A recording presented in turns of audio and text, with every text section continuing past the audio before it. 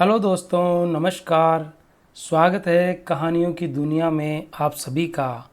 आज की हमारी कहानी हिंदी के महान उपन्यासकार मुंशी प्रेमचंद द्वारा रची गई एक छोटी सी बहुत ही सुंदर सरल कहानी है, स्वत्व रक्षा। अपने आप की, अपने अभिमान की, अपने स्वाभिमान की रक्षा पशु भी कर सकते हैं। किस प्रकार से एक घोड़ा अपने अभिमान की, अपने स्वत्व की रक्षा करता है, इस कहानी को पूरा सुने। और कहानी बड़ी मर्मस्पर्शी, हृदय को स्पर्श करने वाली, मन को छू लेने वाली कहानी है। बहुत ही सुंदर कहानी है। और अगर आप हमारे चैनल पर नए हैं तो चैनल को एक लाइक और सब्सक्राइब कीजिए। तो शुरू करते हैं कहानी स्वत्व रक्षा। मीर दिलावर अली के पास एक बड़ी रास का कुमैत घोड़ा था। कहते तो वह यही थे कि मैंने अपनी ज़िंदगी की आधी कमाई इस पर खर्च की है, पर वास्तव में उन्होंने मुझे पलटन में सस्ते दामों में मोल लिया था। यूँ कहिए कि ये पलटन का निकाला हुआ घोड़ा था। शायद पलटन के अधिकारियों ने इसे अपने यहाँ रखना उचित न समझकर नीलाम कर दिया था। मीर साहब कचहरी में मुहर्रिर थे। शहर के बाहर मकान था। कचहरी तक आने में 3 मील की मंजिल तय करनी पड़ती थी। एक जानवर की फिक्र थी। ये घोड़ा सुबीते में मिल गया, ले लिया। पिछले 3 वर्षों से वह मीर साहब की सवारी में था। देखने में तो उसमें कोई ऐब न था, पर कदाचित आत्मसम्मान की मात्रा अधिक थी। उसे उसकी इच्छा के विरुद्ध या अपमान सूचक काम में लगाना दुस्तर था। खैर, मीर साहब ने सस्ते दामों में कलाम रास का घोड़ा पाया तो फूले न समाये, लाकर द्वार पर बांध दिया। साइस का इंतजाम करना कठिन था। बेचारे खुद ही शाम सवेरे उस पर 2-4 हाथ फेर लेते थे। शायद घोड़ा इस सम्मान से प्रसन्न होता था। इसी कारण रातिब की मात्रा बहुत कम होने पर भी वह असंतुष्ट नहीं जान पड़ता था। उसे मीर साहब से कुछ सहानुभूति हो गई थी। इस स्वामी भक्ति में उसका शरीर बहुत क्षीण हो चुका था। वह मीर साहब को नियत समय पर प्रसन्नतापूर्वक कचहरी पहुंचा दिया करता था। उसकी चाल उसके आत्मिक संतोष की द्योतक थी। दौड़ना वह अपनी स्वाभाविक गंभीरता के प्रतिकूल समझता था। उसकी दृष्टि में उच्छृंखलता थी। स्वामी भक्ति में उसने अपने कितने ही चिर संचित स्वत्वों का बलिदान कर दिया था। अब अगर किसी स्वत्व से प्रेम था तो वह रविवार का शांति निवास था। मीर साहब इतवार को कचहरी न जाते थे, अतः घोड़े को मलते, नहलाते, तैराते थे। इसमें उसे हार्दिक आनंद प्राप्त होता था।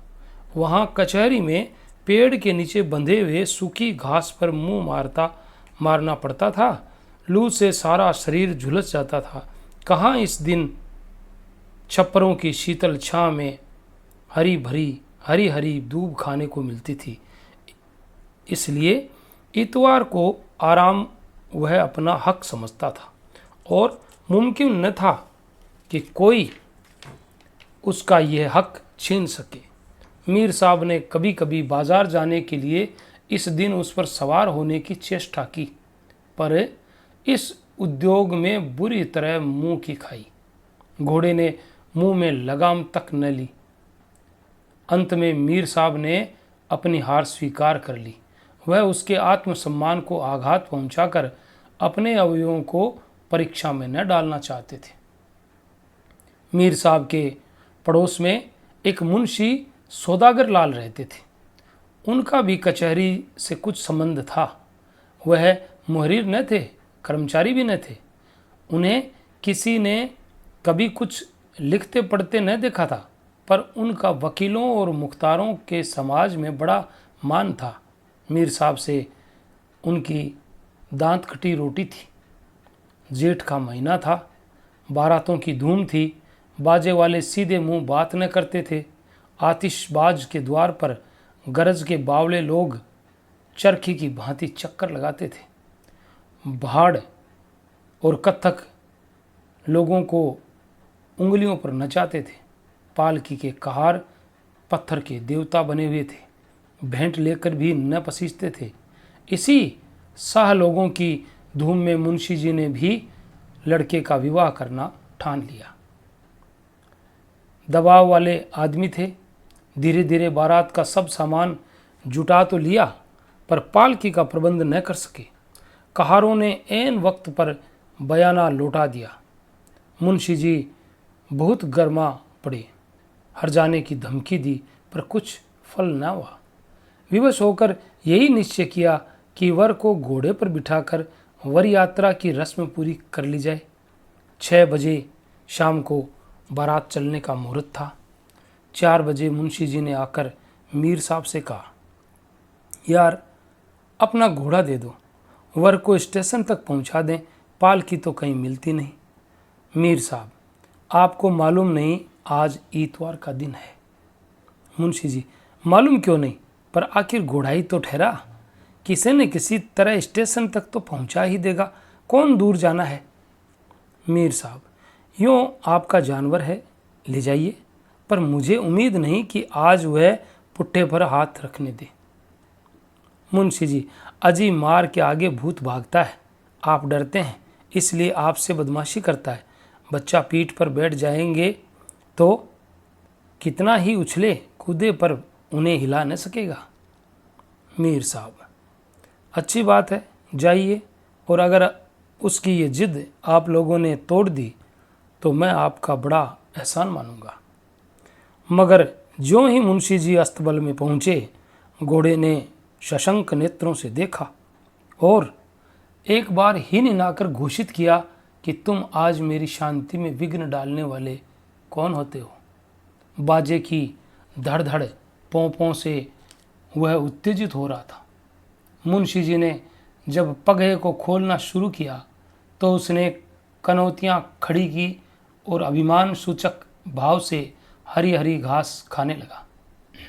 लेकिन मुंशी जी भी चतुर खिलाड़ी थे। तुरंत घर से थोड़ा सा दाना मंगवाया और घोड़े के सामने रख दिया। घोड़े ने इधर बहुत दिनों से दाने की सूरत न देखी थी। बड़ी रुचि से खाने लगा और कृतज्ञ नेत्रों से मुंशी जी की ओर ताका, मानो अनुमति दी कि मुझे आपके साथ चलने में कोई आपत्ति नहीं है। मुंशी जी के द्वार पर बाजे बज रहे थे। वर वस्त्राभूषण पहने हुए घोड़ी की प्रतीक्षा कर रहा था।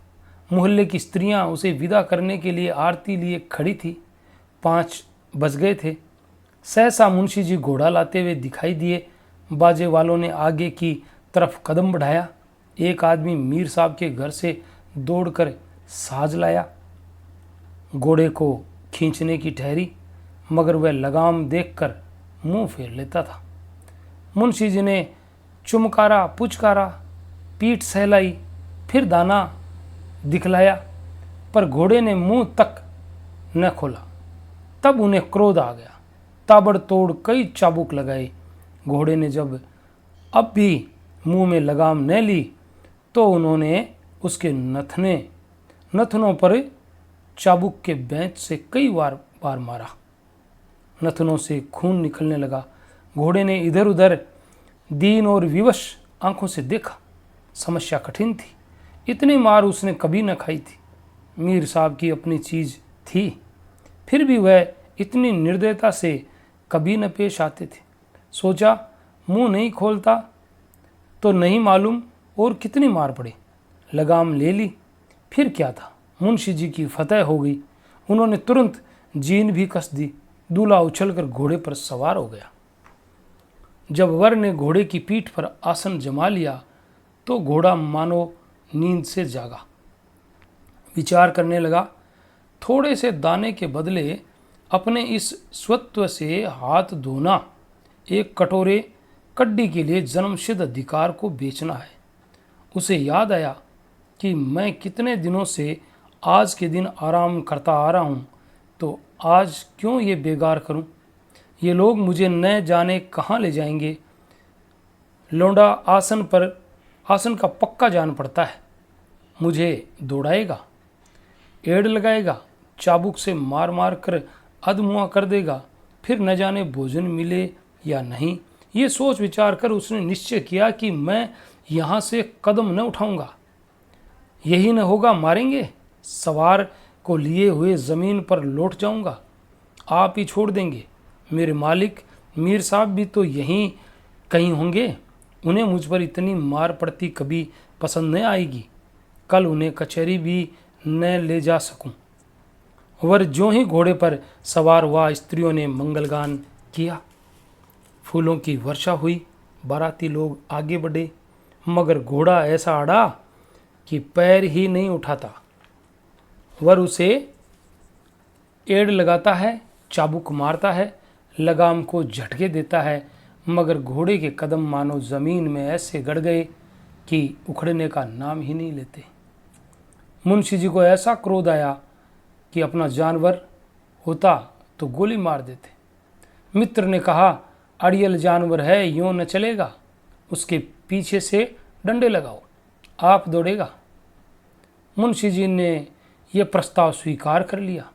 पीछे से जाकर कई डंडे लगाए, पर घोड़े ने पैर न उठाए भी तो अगले पैर और आकाश की ओर, दो एक बार पिछले पैर भी, जिससे विदित होता था कि वह बिल्कुल प्राणहीन नहीं है। मुंशी जी बाल बाल बच गए। तब दूसरे मित्र ने कहा, इसकी पूंछ के पास एक जलता हुआ कुंदा जलाओ, आँच के डर से भागेगा। यह प्रस्ताव भी स्वीकृत हुआ। फल ये हुआ कि घोड़े की पूंछ जल गई और वह 2-3 बार उछला कूदा, पर आगे न बढ़ा। पक्का सत्याग्रही था। कदाचित इन यंत्रणाओं ने उसके संकल्प को और दृढ़ कर दिया। इतने में सूर्यास्त होने लगा। पंडित जी ने कहा, जल्दी कीजिए, नहीं तो मुहूर्त टल जाएगा। लेकिन अपने वश की बात तो थी नहीं, जल्दी कैसे होती। बाराती लोग गांव के बाहर जा पहुँचे। यहाँ स्त्रियां और बालकों का मेला लग गया। लोग कहने लगे, कैसा घोड़ा है कि पग ही नहीं उठाता। एक अनुभवी महाशय ने कहा, मारपीट से काम न चलेगा, थोड़ा सा दाना मंगवाइए। एक आदमी इसके सामने तोबड़े में दाना दिखाता हुआ चले, दाने के लालच में खटखट चला जाएगा। मुंशी जी ने यह उपाय भी करके देखा, पर सफल मनोरथ न हुए। घोड़ा अपने स्वत्व को किसी दाम पर बेचना न चाहता था। एक महाशय ने कहा, इसे थोड़ी सी शराब पिला दीजिए, नशे में आकर खूब चौकड़ियाँ भरेगा। शराब की बोतल आई। एक तबले में शराब उड़ेल कर घोड़े के सामने रखी गई, पर उसने सूंघी तक नहीं। अब क्या हो।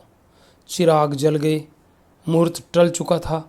घोड़ा यह नाना दुर्गतियाँ सहकर दिल में खुश हो रहा था और अपने सुख में विघ्न छालने वाले की दुरावस्था और व्यग्रता का आनंद उठा रहा था। उसे इस समय इन लोगों की प्रयत्नशीलता पर एक दार्शनिक आनंद प्राप्त हो रहा था। आंखें देखें आप लोग अब क्या करते हैं। वह जानता था कि अब मार खाने की संभावना नहीं है। लोग जान गए कि मारना व्यर्थ है। वह केवल अपनी सुयुक्तियों की विवेचना कर रहा था। 5वें सज्जन ने कहा, अब एक ही तरकीब और है। वह जो खेत में खाद फेंकने की दुपहिया गाड़ी होती है, उसे घोड़े के सामने लाकर रखिए। उसके दोनों अगले पैर उसमें रख दिए जाएं और हम लोग गाड़ी को खींचें। तब तो जरूर ही इसके पैर उठ जाएंगे। अगले पैर आगे बढ़ें तो पिछले पैर भी झक मार कर उठेंगे ही। थोड़ा घोड़ा चल निकलेगा। मुंशी जी डूब रहे थे। कोई तिनका सहारे के लिए काफ़ी था। दोनों आदमी गए। दुपहिया गाड़ी निकाल लाए। वर ने लगाम तानी। 4-5 आदमी घोड़े के पास डंडे लेकर खड़े हो गए। 2 आदमियों ने उसके अगले पांव जबरदस्ती उठाकर गाड़ी पर रखे। घोड़ा अभी तक ये समझ रहा था कि मैं ये उपाय भी न चलने दूंगा, लेकिन जब गाड़ी चली तो उसके पिछले पैर आप ही आप उठ गए। उसे ऐसा जान पड़ा मानो पानी में बहा जा रहा हूँ। कितना ही चाहता कि पैरों को जमा लूं, पर कुछ अक्ल काम न कर रही थी।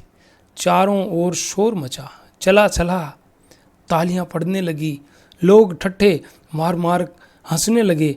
घोड़े को यह उपहास और यह अपमान असह्य था, पर करता क्या। हाँ, उसने धैर्य न छोड़ा।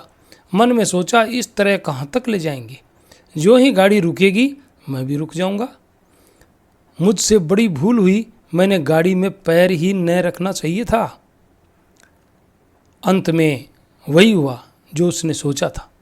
किसी तरह लोगों ने 100 कदम तक गाड़ी खींची, आगे न खींच सके। 100-200 कदम ही खींचना होता तो शायद लोगों की हिम्मत बंध जाती, पर स्टेशन पूरी 3 मील पर था। इतनी दूर घोड़े को खींच ले जाना दुष्कर था। जो ही गाड़ी रुकी, घोड़ा भी रुक गया। वर ने फिर लगाम को झटके दिए, एड़ लगाई, चाबुकों की वर्षा कर दी, पर घोड़े ने अपनी टेक न छोड़ी। उसके नथुनों से खून निकल रहा था, चाबुकों से सारा शरीर छिल गया था, पिछले पैरों में घाव हो गए थे, पर वह दृढ़ प्रतिज्ञ घोड़ा अपनी आन पर अड़ा हुआ था। पुरोहित ने कहा, 8 बज गए। मुहूर्त टल गया। दीन दुर्बल घोड़े ने मैदान मार लिया। मुंशी जी क्रोधोन्मुक्त होकर रो पड़े। वर 1 कदम भी पैदल नहीं चल सकता। विवाह के अवसर पर भूमि पर पांव रखना वर्जित है। प्रतिष्ठा भंग होती है, निंदा होती है, कुल को कलंक लगता है। पर अब पैदल चलने के सिवाय अन्य उपाय न था। आकर घोड़े के सामने खड़े हो गए और कुंठित स्वर में से बोले, महाशय, अपना भाग्य बखानो कि मीर साहब के घर के हो। यदि मैं तुम्हारा मालिक होता तो तुम्हारी हड्डी पंसली का पता न लगता। इसके साथ ही मुझे आज मालूम हुआ कि पशु भी अपने स्वत्व की रक्षा किस प्रकार कर सकता है। मैं न जानता था तुम व्रतधारी हो। बेटा, बारात स्टेशन पहुंच रही होगी, चलो पैदल ही चलो। हम आपस ही के 10-12 आदमी हैं, हंसने वाला कोई नहीं है।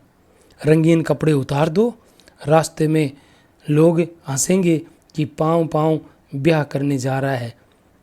चल बे अड़ियल घोड़े, तुझे मीर साहब के हवाले कराऊं। तो ये थी मुंशी प्रेमचंद द्वारा रचित एक छोटी सी कहानी, स्वत्व की रक्षा।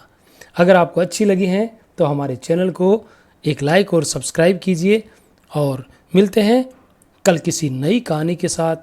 तब तक all the best. Thanks for watching.